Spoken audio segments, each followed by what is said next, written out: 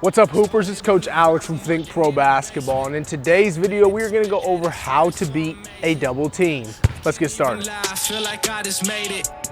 Tell them check the numbers, man, you can't debate it. Don't talk about stage. I just started last May. Now I'm out getting paid. Tell them I need a raise. Get chips, no lays. All the God be the praise. Now they out throwing shade. What you say, what you say? Yeah, now I'm out of my wave. Get them out of my way. Yeah. All right, guys, well, like I said, we're going to be talking about ways that you can beat a double team. Now, I've got Buddy and I've got Guy out here to illustrate what the double team is going to look like. Now, when you're being double teamed, that means the defense is trapping you, trying to force a turnover, make you to make a bad decision, right? Throw the ball out of bounds, throw it over, to the other team, whatever it may be. But they are trying to force you to do something you are uncomfortable doing. Okay, so the first thing I want to talk about is protecting the ball, whether you've used your dribble or you haven't used your dribble yet. Okay, so protecting the ball goes a couple of different ways. So let's just say I'm being double teamed here. Boom, they're doing a great job. The one thing I don't want to do against a double team is to turn my back, right? Because now I can't see who's open. I can't see how can I beat this by getting a pass out or dribbling around because I'm looking away from the basket and where my teammates are. But protecting the basketball, number one, you have to be strong with it. You don't want to put it right out here because now Buddy and Guy could both attack the basketball and strip it out of my hands. If I'm here, I want to make sure that that ball is protected. It's close to my body, near my chest. I'm moving it away from the defenders, but I'm also protecting the basketball with the way my feet are positioned. Because if I'm just here, right, now I'm squared up to them and I'm putting the ball right in front of them. But if I've got a foot forward, now I can bring the ball away, and with my body, now I'm protecting it with my leg, my hip, and my shoulder on this side. And now if I pivot over here, same thing. I've now moved from here being near them to out with one single step, still got my pivot foot established.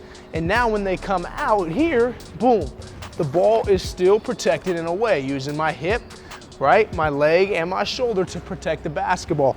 I can throw it around my head, but I want to continue to move it, because if I just sit the ball here, right, and try to move it, they're going to get their hands on it. We want to keep that ball away, tight to our body. We don't want to keep it tight, but out and away.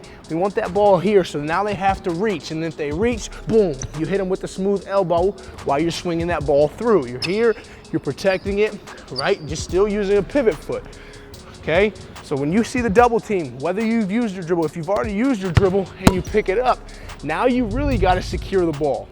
But if you get the catch and you haven't used your dribble, now you have a dribble to use. But you have to protect the ball when a double team comes. Don't get panicked, don't rush, and don't throw it away before you're sure of the decision that you want to make. Send them all to the grave. Got 100,000 plays, yeah. Say I'm good for my age. All right, guys, now the next thing we're going to talk about is the base that we have, the strong base that we're going to need in order to face the double team. Now, remember, all this is when you have the live dribble, meaning you can still dribble, or if you've already picked the ball up and now you're stuck without a dribble.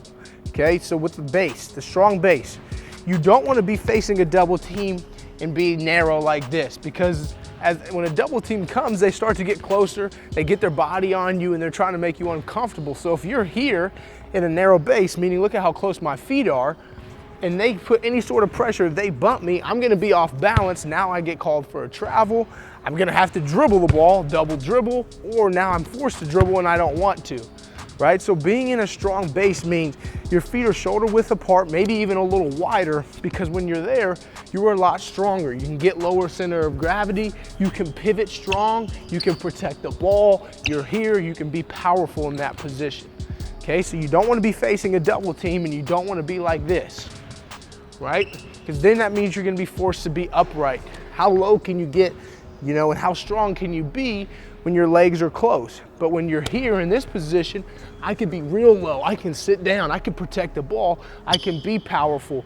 And there's no way that they're going to be able to bump into me without me going into them as well, right? So make sure your base is strong, you're low, and you're wide. This is also going to help you protect the basketball, okay? So be patient, be strong and low in your base. Don't be stood upright like this, right? With a narrow base, you're gonna be off balance. They're gonna put pressure into you. Now you're gonna start leaning, and that's when you get in trouble, where you throw the ball away and they're out on a fast break, all right? So stay low, be strong, and protect the basketball. Put respect in my name, yeah, say it out of my face. Don't got time to just waste. All right, the next thing you can do against a double team is to use your pivot foot. Use the step before you put the ball down, right? So if there's a double team here and I could step through them to make a pass, boom, that's good. Because a lot of double teams, sometimes they're not going to be good enough or they're not going to be aware that they've given this gap, right? So if you're given this gap in a double team, be strong, protect the basketball, have a low center of gravity, have a strong base, and once you see that gap open, maybe use a pass fake, and then you can step through, right? I still got my pivot foot established so I haven't traveled, so I can be from here, fake them out, boom, strong step through to make a pass somewhere. Or I can use my pivot foot to step out and make a pass here. I can make my pivot foot here and step to make a pass here, right? So be active. Don't just be stationary and sit here and think that you're stuck in cement, right? We want to make sure that we are active with our feet. We're continuing to move. We're putting pressure here. We're constantly looking for help. We're constantly trying to get that ball out, right? But that, again, goes with protecting the ball, because if you step through and you're like this, that ball's going to get taken.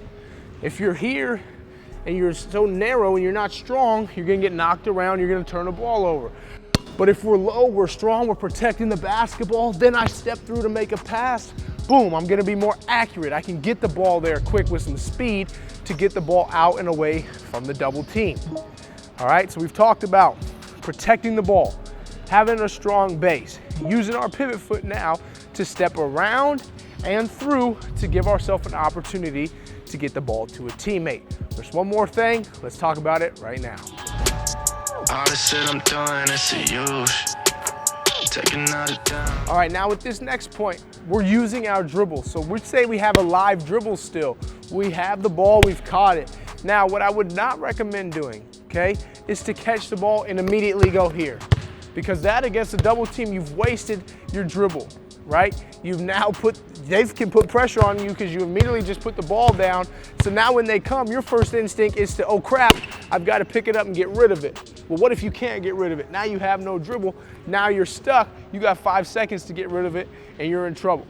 Okay? So again, catch the ball, go through your progression, protect it, right? Strong base, step through, use your pivot feet, and your pivot foot, and if you can't get around, now we go to the escape dribble, right? So if they're here, and if I'm in this double team here, I can use a dribble or two, right, to create space, because now, if I dribble backwards, these two come with me still.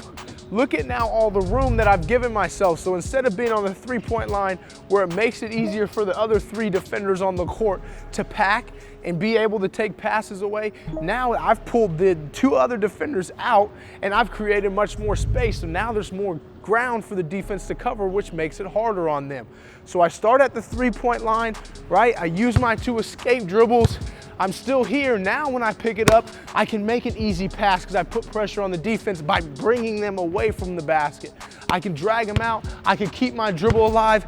And maybe I know that one of these guys is a weaker defender than the other, so I can pull them out. I keep my dribble. Now I can attack one direction. Now I've definitely got the advantage where it's a 5-on-3. Right? So take that dribble, back them out, get them away, make it harder on the 3 other defenders on the court to try to guard your 4 teammates, right? Again, you can drag them out, make the pass, make a quick one to get that ball out, because against the double team, you want to get that ball out of there as quick as possible, but if you're going to do it quick, make sure it's the right decision, because then when you do get it out, it's a 4-on-3 advantage, right? We can take it out, boom, move the ball quick, we could re-attack, right? Or now we can back them up, we can pick it up, now we go back into our progression of trying to find the open man, okay? So do use your dribble, but don't use it the second you get the ball. Don't catch it and again, just put it down. Catch it, be patient, wait, nothing there, okay, let me back you out. Now let me put pressure on these 2 and the 3 other defenders, and now I can slice and dice, I can make the right pass. Now we have the advantage as an offensive team. All right, so go through your progression, protect the basketball, have a strong base, use your pivot foot to step around or step through, and then use your dribble to get by them, to stretch the court, and make it harder on the defense.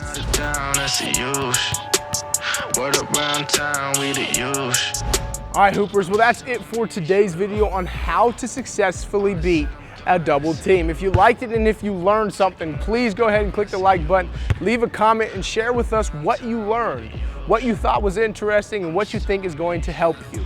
And after you do that, click the subscribe button, join THINCPRO Basketball, where we provide you with professional level training and tips to help you become a better basketball player, and that's going to deliver in-game results. Now, until I see you again next time, hit the gym, hit the court, put the work in, and remember to always keep hooping.